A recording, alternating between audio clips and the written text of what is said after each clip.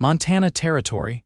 Early spring of 1878, the wind howled low through the Judith Basin, dragging dust across the porch where Prudence Jarrett stood, arms crossed tight over her apron, watching the trail that led past her broken fence and down toward the empty road. They had called her unfit for marriage ever since her husband died 4 years ago, leaving her with 2 children and a house half-built. They said she was too quiet, too stubborn, too proud, a woman with 2 fatherless kids and no man in sight. She had stopped listening. Mostly. Inside, little Violet coughed in her sleep, and her older brother, Victor, sat cross-legged by the hearth, whittling a scrap of pine. He was only 11, but his eyes were older than they should have been. Prudence's gaze drifted to the barn. The roof still leaned wrong from the last windstorm, and one mare was limping. She had no money to spare for the blacksmith in town, and the last letter she wrote asking for help from her late husband's brother came back unopened. She had survived worse. But today, something in the air pressed heavy on her chest. Then she heard it hooves. Slow, steady, one rider. A dust-streaked figure came into view, tall in the saddle, a rifle slung across his back and a long coat brushing the flanks of his black gelding. His hat shaded most of his face, but the way he sat the horse told her he was no drifter. He reined in at the gate and tipped his hat. "Ma'am," Prudence didn't move. "If you're looking for work, I got none to give." "I'm not," he said. "Name's Thayer Whitlock. I was passing through." "Horse needs water." She hesitated. "Trough's dry, pumps by the barn." He nodded once and dismounted, moving with the kind of quiet grace that told her he was no stranger to hard country. The horse followed him without need of a lead. Victor had come to the door now. "Mama, who is he?" "No one," Prudence said, though her eyes followed Thayer's every step. He pumped water, filled the trough, and only then turned back toward her. "Saw smoke from the chimney a mile out. Figured someone still lived here. We do. Seems that way." He looked past her to the house. "You got a sick child," she stiffened. "That's none of your business." He didn't flinch. "I used to ride with a doctor in Kansas, learned a few things. If she's coughing like that, she might need more than prayers." Prudence's jaw worked. "We make do." Thayer nodded again like he understood without agreeing. "You got a husband?" Her eyes narrowed. "You ask all women that?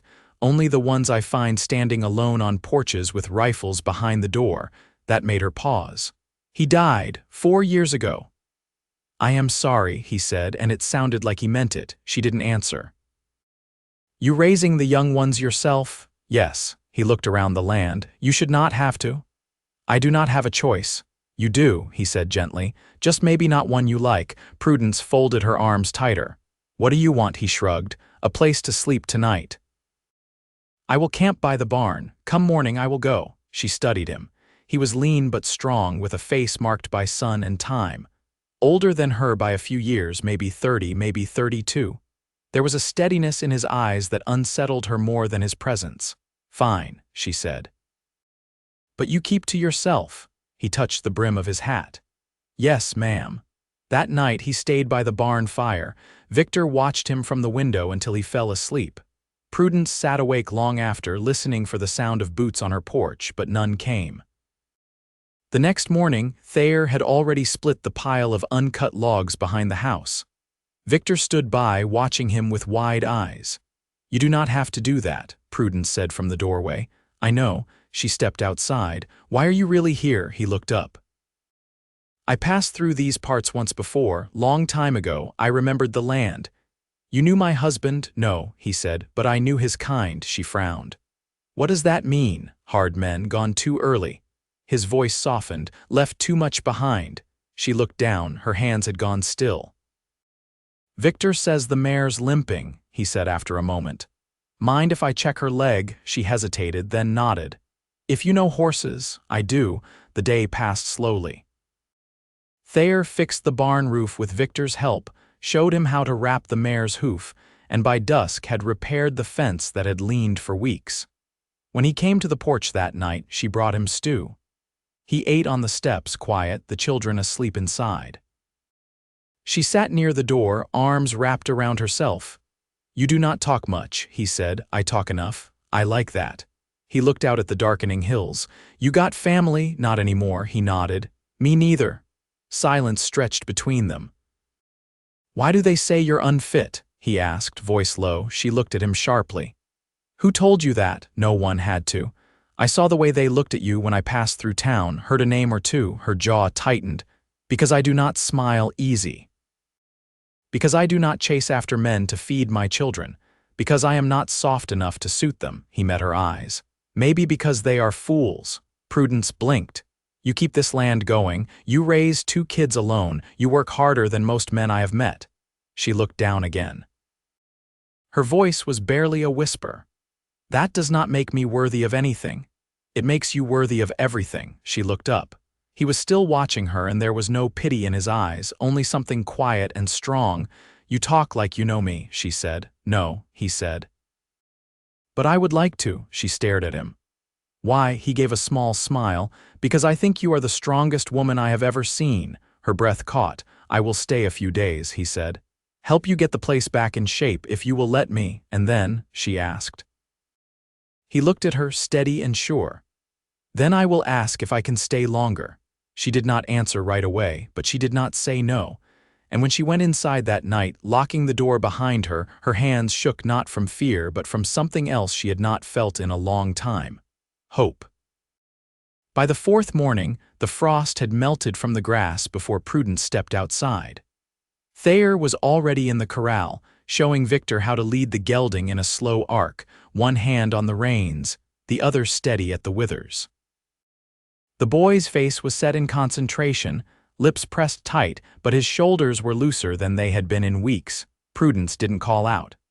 She watched from the steps, the hem of her dress brushing her boots, her fingers cold despite the sun. Something about seeing her son guided without being corrected made her chest twist in a way she couldn't name. Later, she found Thayer in the root cellar, sorting through the last of the potatoes with sleeves rolled past his elbows. You do not have to keep working, she said, leaning against the doorframe. I know, he said, lifting one that had gone soft in the middle. This one's no good, the rest'll hold if we keep them off the ground. She stepped down into the cellar, the cool air tightening her skin. You said you rode with a doctor. How'd that happen, my brother, he said. He was too sick to hold cattle rope, so he studied medicine. I stayed near him while he apprenticed, watched, learned what I could. Where is he now, buried outside Abilene? Consumption took him when he was 24. He didn't stop working as he said it. I'm sorry. He gave a short nod, not looking at her. You ever think of leaving this place? She blinked. For what? Somewhere easier, with town close, school for the children. Neighbors who don't care how long a woman wears black. There's no such place. There might be, she shook her head. This land was his, I won't run from it. I wasn't saying run, just choose. Prudence crouched beside him, brushing dirt from a russet's skin. This land's the only thing no one's tried to take from me. I won't give it up. He looked at her then, eyes searching hers. You always fight like that, when I have to, he smiled, quiet and brief. I like that too. She pushed to her feet, heart thudding too fast. Victor and I are going to patch the chicken coop roof this afternoon. I'll help, she hesitated. You could teach him something instead. He listens to you. He listens to you more. No, she said, voice softer than she meant. He watches me. But he hears you. When she led Victor toward the coop later, Thayer stayed behind with Violet. They sat on the porch, her small legs swinging under the bench as he carved a whistle from a cottonwood branch. Prudence tilted her head toward the sound of her daughter's laughter, a sound buried for too long. That evening, as shadows stretched long across the grass, Thayer sat sharpening a blade by lantern light. Prudence brought out 2 tin cups of boiled chicory and handed him one without a word. He set the blade down. You don't trust easy. I don't have the luxury, I'm not asking you to. She sat beside him, her eyes on the land beyond the fence line. I used to think I had to earn everything, even kindness. You don't. I know that now, or I'm trying to. He turned to her. You've done more than most men I've known. You don't owe anyone proof of your worth. I do to myself. He was quiet for a moment. Would you let someone stand beside you, not in front, not behind, just beside? She looked at him, really looked. I don't know how, I could show you. If you'd let me. A long silence passed between them, but it wasn't heavy. It was full, like the stillness before the first snowfall. Then Victor's voice called from inside, and the moment broke. Prudence stood. You'll take the north field tomorrow. It needs clearing. Yes, ma'am, he said, but his eyes stayed on her long after she turned away. That night she lay awake with her hand curled beneath her pillow, listening for the wind. It didn't come, only the soft breath of her children and the memory of his voice. She didn't know what tomorrow would bring. But for the first time in years she was willing to find out. The wind turned that week, carrying with it the scent of thawed earth and pine. Snow still lingered along the north ridges, but the ground near the creek softened under boot and hoof. Thayer rose before dawn, and by the time Prudence stepped outside, the field behind the barn had been turned with a spade and his coat hung across the rail, damp with sweat. She crossed the yard with a pail of scraps for the chickens, pausing when she noticed the wooden gate had been mended with new hinges. "Victor help you with that?" she asked, setting the pail down. "He held the nails," Thayer said. "Did more watching than hammering. He's cautious. Doesn't take to folks fast." "That's not a flaw." "No," she agreed. "It isn't." She studied the mended gate. The hinges were cleanly set, the wood planed smooth. He hadn't asked permission, just done it. "I need to get into town tomorrow," she said. "Supplies.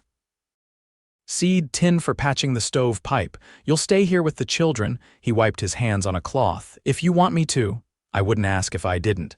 He nodded once. She turned to go, but his voice stopped her. "You'll be riding alone." Her back stayed straight. "I always do." He didn't argue, but she caught the flicker in his eyes before she moved on. That evening, Violet fell asleep curled in her brother's lap on the porch bench, the air just warm enough to sit outside with a quilt. Prudence watched them through the open doorway while Thayer whittled at the table, shaping something she couldn't quite see.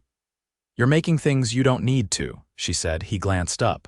"I don't like idle hands." She leaned against the doorframe. "You always ride alone since I was 16.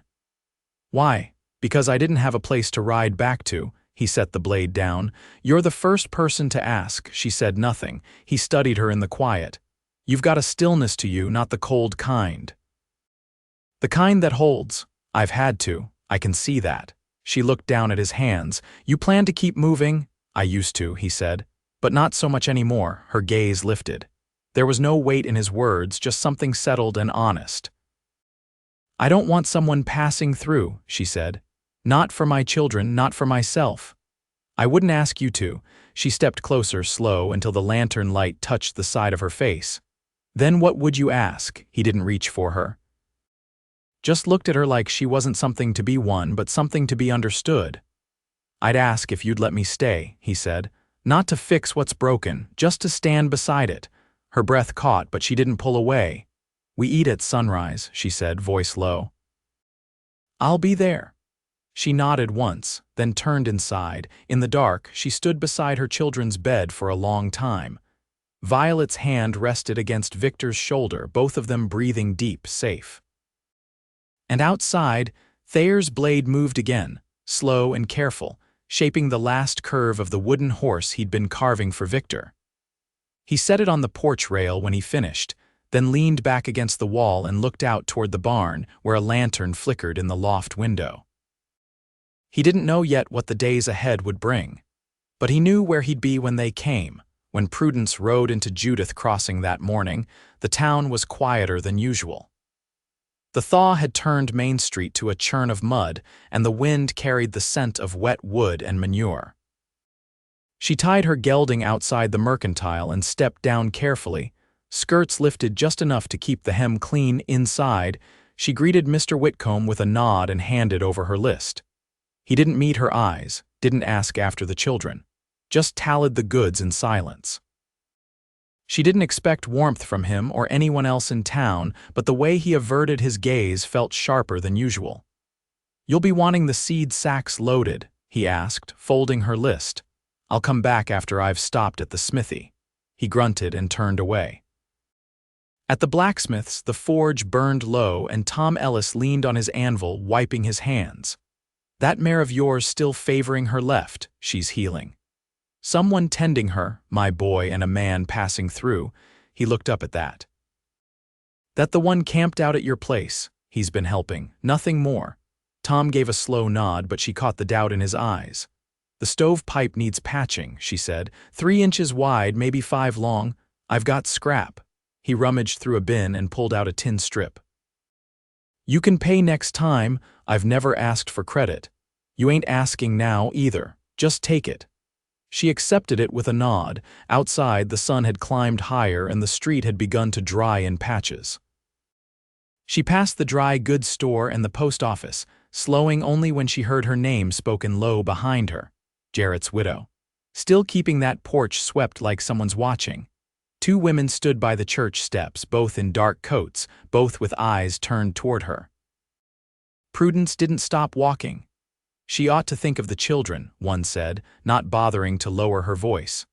"Bringing in a stranger like that. What kind of man settles himself in a widow's barn?" Prudence kept going, shoulders squared.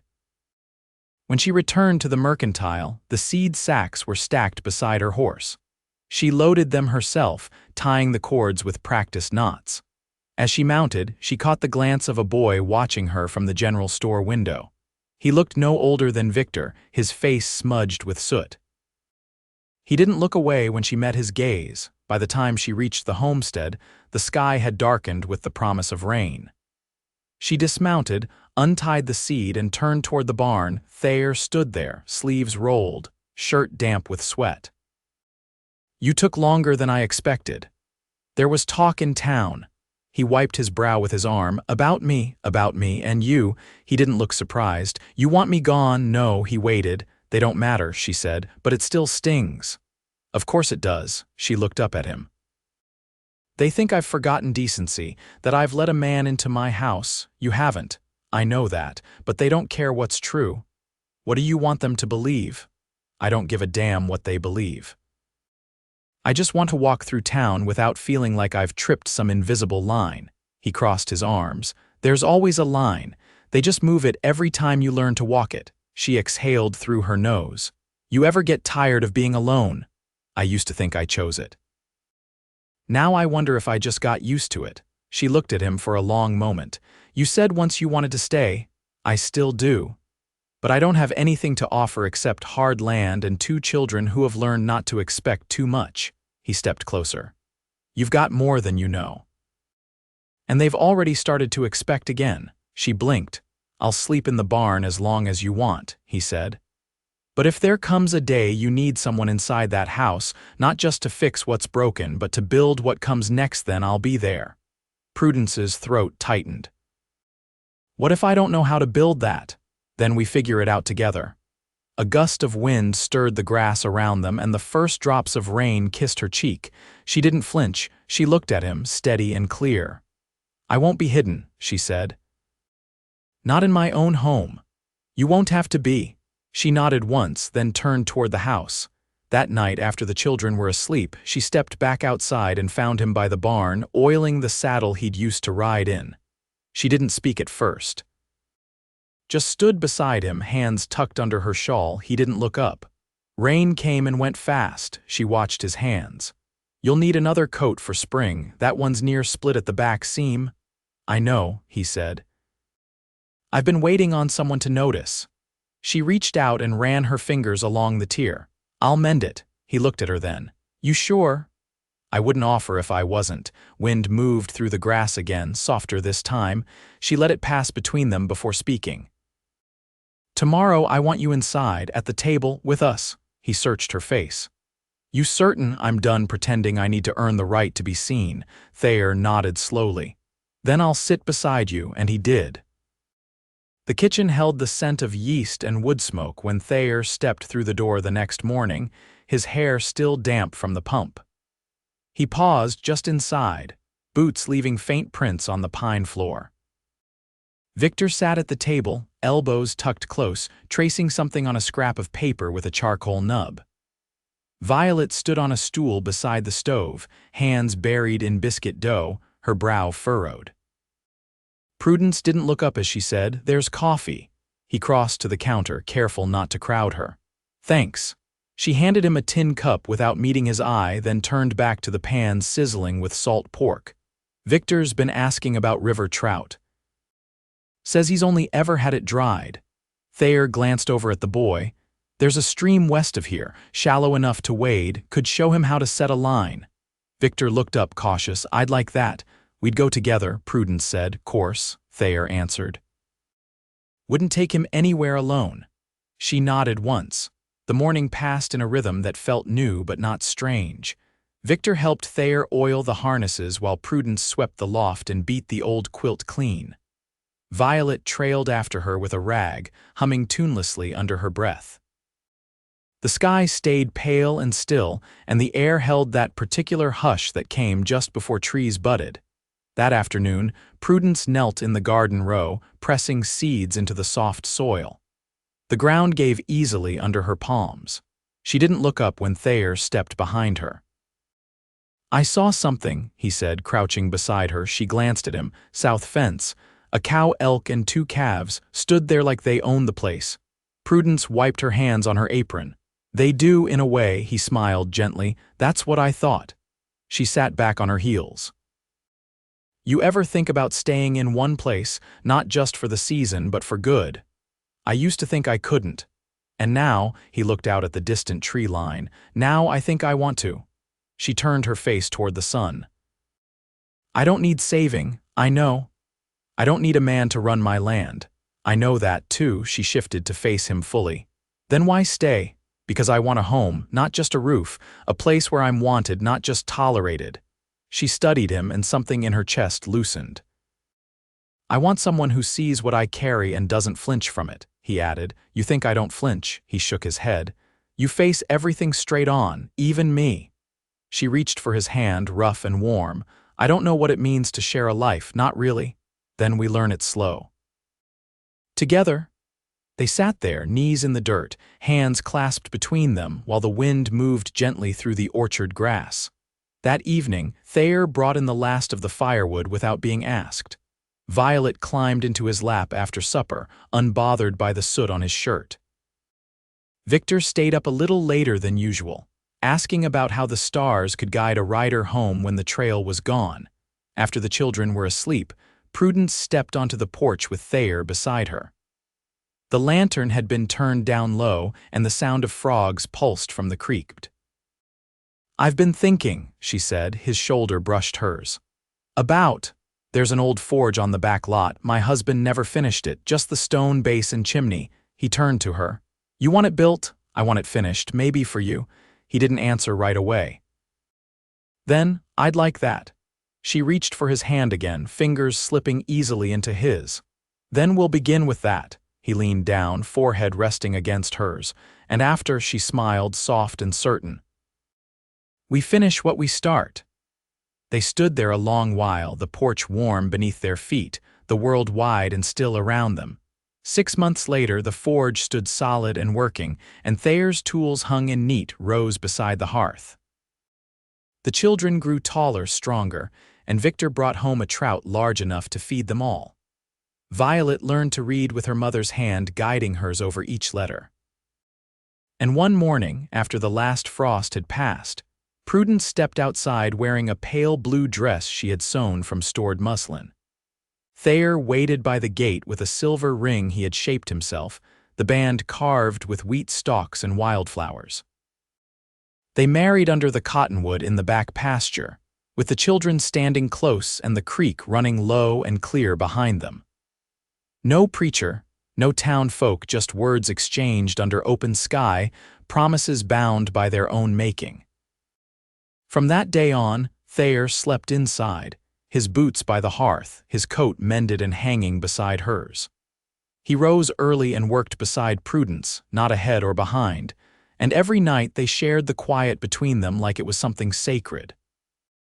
They grew old in the same house, their hands lined with soil and soot, their hearts steady as the land they tended together, and they were never alone again.